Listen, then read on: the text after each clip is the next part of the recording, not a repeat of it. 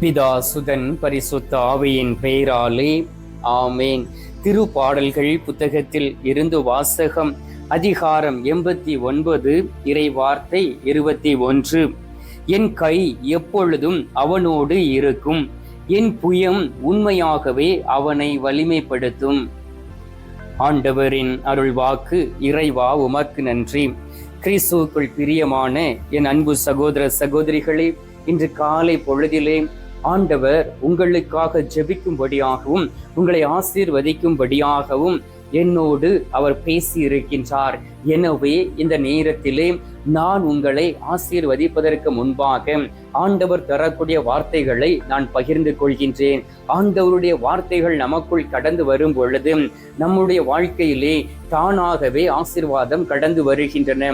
சில நேரங்களில் கைவிடப்பட்டதை போல் இருக்கலாம், சில நேரங்களில் ஆண்டவர் என்னோடு கூட இருக்கிறாரா என்கின்ற ஒரு கேள்வி கூட வரலாம். சில நேரங்களிலே ஏன் ஆண்டவருடைய கரம் என்னோடு கூட இருப்பது இல்லை என்று என்கின்ற ஒரு எண்ணம் கூட வரலாம். இந்த நாளிலே ஆண்டவர் உங்களை பார்த்து சொல்லுகின்றார், எனது கரம் உன்னோடு இருக்கும் என்றும் உமது கரம் என்னோடு இருக்கட்டும் என்று சொல்லி நீங்கள் கேட்க வேண்டும். அப்பொழுதுதான் நீங்க உள்ளே வரும் பொழுதும் வெளியிலே செல்லும் பொழுதும் ஆண்டவர் உங்களுக்கு முன்பாகவும் பின்பாகவும் இருந்து அவருடைய புயத்தை கொண்டு உங்களை ஆசீர்வதிப்பார். அன்பார்ந்தவர்களே, இந்த நாளில் வாசிக்க கேட்டோமே ஒரு அருமையான இறை வார்த்தையை. திருப்பாடல்கள் 89வது அதிகாரம் 21. என் கை எப்பொழுதும் அவனோடு இருக்கும். யாரோடு தெரியுமா? தாவீதோடு இருக்கும். என் புயம் உண்மையாகவே அவனை வலிமைப்படுத்தும் என்று சொல்லப்பட்டு இருக்கின்றது. எசையா 41வது அதிகாரம் 13வது இறை வார்த்தை வாசித்து பாருங்கள். உன்னுடைய வலக்கையை பற்றி பிடித்து அஞ்சாதே, கலங்காதே, உன்னோடு நான் இருக்கிறேன் என்று சொல்பவரும் நானே என்று ஆண்டவர் வாக்கு கொடுத்து இருக்கின்றார். எனவே ஆண்டவருடைய கரம் நம்மோடு கூட இருக்க வேண்டும் என்று சொல்லி நாம் ஜெபிக்க வேண்டும். பவுலடியார் ஆண்டவருடைய கரத்தை கொண்டு பலத்த அற்புதங்களை செய்தது போல எங்களுடைய கரத்தையும் நீர் பலப்படுத்தும், எங்களுடைய கரங்கள் வழியாக எங்களுடைய குடும்பத்தில் அற்புதங்களை செய்யும் ஆண்டவரே, வல்லமை எங்களுக்கு தாரும் என்று சொல்லி நாம் ஜெபிக்கக்கூடியவர்களாக இருக்க வேண்டும். அன்பார்ந்தவர்களே, ஆண்டவர் ஓங்கிய புயத்தோடும் உயர்ந்த புயத்தோடும் இஸ்ரவேல் மக்களை எகிப்தின் அடிமைத்தனத்தில் இருந்து மீட்டும் வானாந்தரத்திலே அந்த பாலைவனத்திலே வழி நடத்தியதை போல அவர் இந்த நாளிலும் உங்களை வழிநடத்த சித்தமாக இருக்கின்றார். எனவே அவருடைய கரங்களுக்கு முன்பாக எந்த ஒரு மனிதனும் நிற்க முடியாது. பெலிஸ்தியர்கள் ஆண்டவருடைய உடன்படிக்கை பேழையை எடுத்து சென்ற பொழுது அவற்றை கொண்டு அவர்கள் வழிபட்டு கொண்டு இருந்த தெய்வத்திற்கு முன்பாக வைத்தார்கள். அதிகாலையிலே எழுந்து பார்க்கும் பொழுது அவர்கள் உருவாக்கிய அந்த சிலை அந்த உடன்படிக்கை பேழைக்கு முன்பாக அப்படியே வீழ்ந்து கிடந்தது. இரண்டாவது அதை நிறுத்தி வைத்தார்கள். அதன் பின்பும் அதே போல் நடந்தது. அப்படி என்றால் ஆண்டவருக்கு முன்பாக ஆண்டவர் ஓங்கிய புயத்தோடு வரும் பொழுதும், ராஜாதி ராஜாவாக வரும் பொழுதும், சர்வ வல்லமை படைத்த தெய்வமாக வரும் பொழுதும், ஒவ்வொரு நாளும் நம்மை தேடி வரும் பொழுதும் அவருக்கு முன்பாக எந்த ஒரு மனிதனும் நிற்க முடியாது. திருப்பாடல்கள் 18வது அதிகாரம் 35வது இறை வார்த்தையை வாசித்து பாருங்கள். உமது வலது கரம் என்னை தாங்குகின்றது.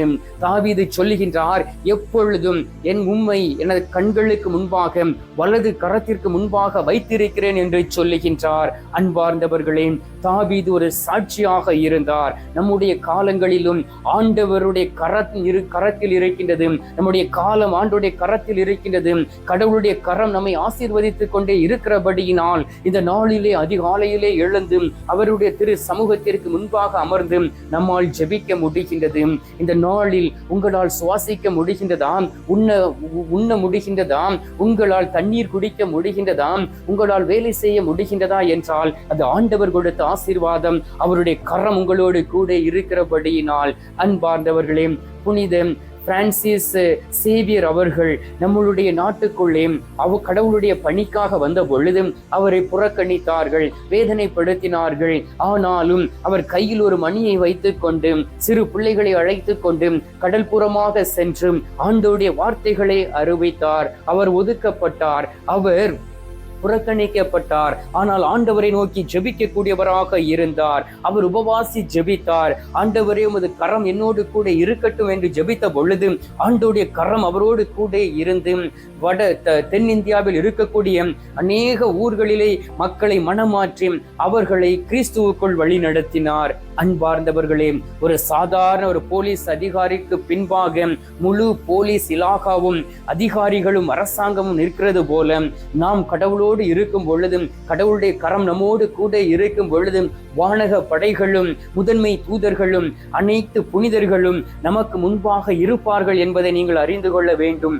பாருங்கள், நெகேமியா அழகாக சொல்லுகின்றார். நெகேமியா புத்தகம் 2வது அதிகாரம் 18வது இறை வார்த்தையிலே நெகேமியா உற்சாகமாக சொன்னார், என் கடவுளுடைய கரம் என் மேல் வல்லமையாக இருந்தது, எனவே தான் என்னால் சென்றும் முழு பலத்தோடும் ஆண்டவருடைய நகரமாய் இருக்கக்கூடிய அந்த எருசலேம் மதில்களை கட்ட முடிந்தது என்று அவர் சாட்சி சொல்லுகின்றார். எலியாவினோடு ஆண்டவருடைய கரம் இருந்தது என்றும் 1 அரசர் 18வது அதிகாரம் 46வது இறை வார்த்தையில் சொல்லப்பட்டு இருந்தது. எனவே தான் அந்த விண்ணக பலத்தோடும் தெய்வீக பலத்தோடும் ஆகாபின் ரதத்திற்கு முன்பாக அவர் ஓடி சென்றார். மழை பெய்யாமல் பொய்த்தது. பின்னர் மழைக்காக மன்றாடிய பொழுதும் வானத்தின் பலகணிகளை திறந்து ஆண்டவர் ஆசீர்வதித்தார். 2 அரசர்கள் 3:15 வாசித்து பாருங்கள். எலிசாவின் மீது வல்லமையாக ஆண்டோடைய கரம் இறங்கியது. அப்பொழுது அங்கே எலிசா தீர்க்க தரிசனமாக ஆண்டோடைய வார்த்தைகளை அவர் அறிவித்தார். அதே போல் அன்பார்ந்தவர்களே, 2 கொரிந்தியர் 12வது அதிகாரம் 9வது இறை வார்த்தையிலே ஆண்டவருடைய கரம் பலத்தை பவுலடியாருக்கு கொடுத்தது என்று சொல்லப்பட்டு இருக்கின்றது. எனவே இப்பொழுதும் பலப்படுத்தக்கூடிய அதே கிறிஸ்துவினால், அதே ஆண்டவரினால் எல்லாவற்றையும் செய்ய எனக்கு ஆற்றல் உண்டு என்று சொல்லி ஆண்டவரை மகிமைப்படுத்தினார் பவுலடியார் என்றும் பிலிப்பியர் 4:13 சொல்லப்பட்டு இருக்கின்றது. உங்களால் சாட்சியாக நிற்க முடியுமா? ஆண்டவருடைய கரம் இந்த நாளில் உங்களோடு கூட இருப்பதைத்தான் எனக்கும் தீர்க்க தரிசனமாக கொடுத்து இருக்கின்றார். அதை உங்களுக்கு சொல்லும்படியாக கட்டளையிட்டு இருக்கின்றார். இந்த நேரத்திலே ஆண்டவர் உங்களோடு கூட இருக்கின்றார். அன்பார்ந்த இறை மக்களே, இந்த செய்தியை கேட்டுக்கொண்டு இருக்கிறவர்களே, உங்களுடைய ஆண்டவருடைய கரம் உங்களோடு இருந்தால் உங்களுடைய வாழ்க்கை மிகவும் மகிழ்ச்சி உள்ளதாகவும் உங்களுடைய குடும்பம் ஆசீர்வதிக்கப்பட்டதாகவும் இருக்கும். அதற்காக ஒவ்வொரு நாளும் அவருடைய சமூகத்தில் குடும்பமாக அமர்ந்து ஜெபியுங்கள், குடும்பமாக கோயிலுக்கு போங்கள், குடும்பமாக பாப சங்கீர்த்தனம் செய்யுங்கள், குடும்பமாக நற்கருணை நாதருக்கு முன்பாக இருந்து ஜெபித்து பாருங்கள். ஆண்டவர் உங்கள் மீது தங்கி விடுவார், உங்கள் குடும்பத்தோடு இணைந்து விடுவார். இப்பொழுது ஆண்டவர் தந்த இந்த நேரத்திற்காக நன்றி செலுத்தி அவருடைய கரங்களில் இருந்து நிறைவான ஆசீர்வாதத்தை பெற்றுக்கொள்வோம். எங்கள் பரலோக தந்தையே, இயேசு கிறிஸ்துவே, தூயனல் ஆவியே, தகப்பனே, இந்த அருமையான நேரத்திற்காகவும் காலை பொழுதிற்காகவும் உமக்கு நன்றி சொல்லி உம்மை துதிக்கிறோம் அப்பா. இதோ நீர் எங்களை ஆசீர்வதிக்க விண்ணகத்தில் இருந்து இறங்கி வந்த உயிருள்ள உணவாக எங்கள் நடுவில் இருப்பவரே உமக்கு நன்றி செலுத்துகின்றோம்.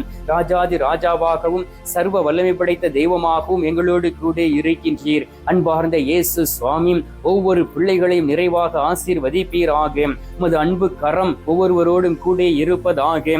ஆண்டவரே, தாவீதோடு என்னுடைய கரம் எப்பொழுதும் இருக்கும், என்னுடைய புயம் உண்மையாகவே அவனை வலிமைப்படுத்தும் என்று வாக்கு கொடுத்து இஸ்ரவேல் மக்களோடு கூட இருந்ததை போல இதோ உம்மை தேடி வந்திருக்கக்கூடிய பிள்ளைகளோடும் குடும்பத்தோடும் உமது கரம் இருப்பதாக. அவர்கள் ஆசீர்வதிக்கப்படுவார்கள் ஆக. எலிசாவை போல, எலியாவை போல ஜெபிக்கக்கூடியவர்களாக மாறுவார்கள் ஆக. உமக்கு சாட்சியாக இருப்பார்கள் ஆக.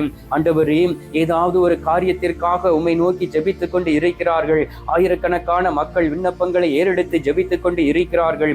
எல்லோரும் ஆசீர்வதிக்கப்பட வேண்டும் சுவாமி, எல்லோரும் பலனடைய வேண்டும் சுவாமி, எல்லோரும் என் ஆண்டவருக்கு ஏற்ற ஒரு வாழ்க்கை வாழ்ந்து இந்த நாளிலே என் ஆண்டவர் என்னை ஆசீர்வதித்தார், என் ஆண்டவருடைய கரம் என்னோடு கூட இருக்கின்றது, எனவே நான் இந்த நாளிலே உயிரை பெற்றிருக்கின்றேன், மீண்டும் உயிர் பிச்சை ஆண்டவர் கொடுத்திருக்கின்றார், இந்த நோயிலிருந்து விடுதலையை தந்திருக்கின்றார், நானும் வாழ்ந்திருப்பேன் என்று ஜெபிக்கக்கூடிய பிள்ளைகள் அனைவரையும் நிறைவாக ஆசீர்வதித்து அவர்களோடு தங்க வேண்டுமாய்மை நோக்கி ஜெபிக்கிறேன் அப்பா. ஒவ்வொரு குடும்பத்திலும் ஜெபிக்கக்கூடிய பிள்ளைகள் எழும்புவார்களாக, ஜெப ஆவி அவர்களோடு கூட இருப்பதாக. என் ஆண்டவருடைய கிருபையும் பலனும் பிள்ளைகளோடு தங்க வேண்டுமாய்மை நோக்கி ஜெபிக்கிறேன் அப்பா. இந்த அருமையான காலை பொழுதிலே நீர் பிள்ளைகளுடைய ஜெபத்தை கேட்டிருப்பதற்காக உமக்கு நன்றி. ஜெபத்தை கேட்டு பதில் தந்திருப்பதற்காக உமக்கு ஸ்தோத்திரம், ஸ்தோத்திரம், ஸ்தோத்திரம்.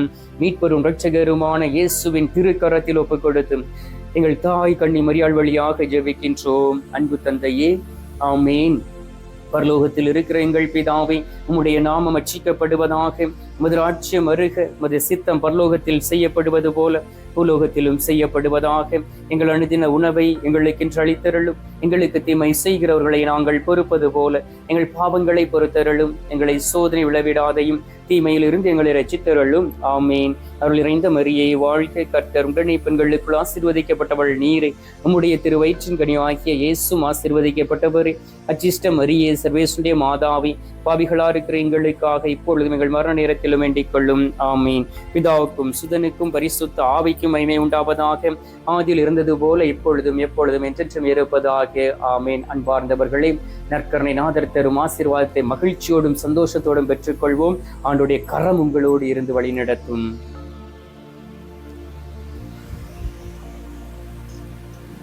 எல்லாம் வல்ல இறைவன், பிதா, சுதன், பரிசுத்த ஆவி உங்களை ஆசீர்வதிப்பாராக. ஆமீன்.